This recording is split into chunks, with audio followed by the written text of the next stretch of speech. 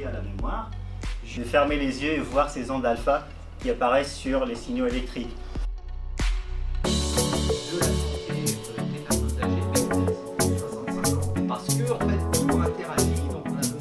Bonjour, je suis Renaud Séguier, donc je suis enseignant-chercheur, professeur à Centrale Supélec. Je suis responsable d'une équipe de recherche qui s'appelle EMAC et qui appartient à l'UMR IETR.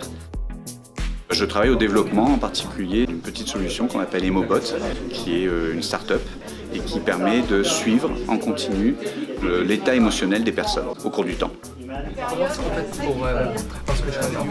Vous voyez, voilà.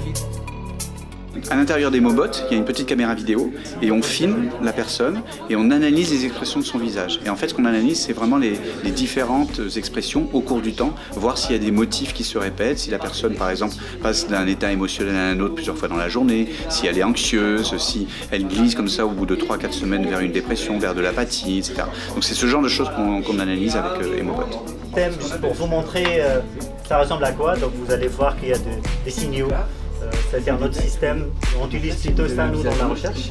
Moi je suis Bastien Fraudet, je suis le responsable du lab Saint-Hélier. C'est le dispositif qui coordonne toutes les activités de recherche et d'innovation pour Saint-Hélier, notamment les projets qui ont trait à la réalité virtuelle dans les situations de rééducation notamment.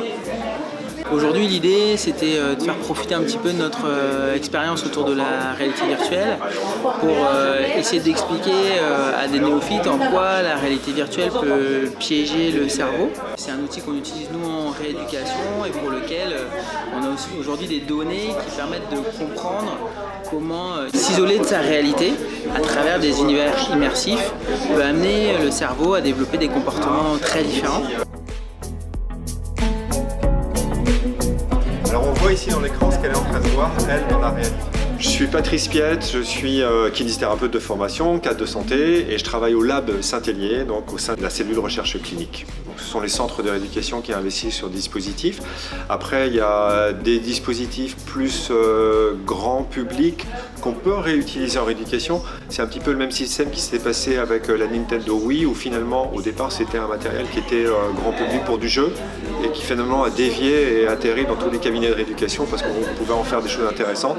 Donc là, il y a des applications aussi qui existent en réalité virtuelle et qu'on va pouvoir utiliser à des fins rééducatives.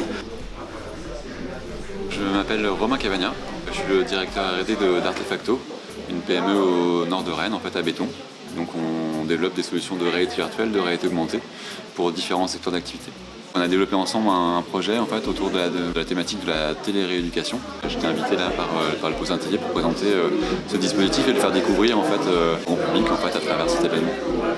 La plongée sous-marine. Et donc on va arriver à un état de relaxation. C'est un moyen différent d'appréhender la rééducation. Alors je suis Fatima Chad, je suis une doctorante en neurosciences cliniques à l'université Rennes 1. Je travaille sur les réseaux cérébraux de la créativité qui sont impliqués dans les processus créatifs. Ce qui est intéressant dans mon projet, c'est la notion des réseaux. Le réseau, c'est un ensemble des régions cérébrales qui sont en interaction. Et ces interactions, ce sont qui produisent le comportement humain et les fonctions complexes comme la créativité. Les neurones se parlent et ils sont en phase.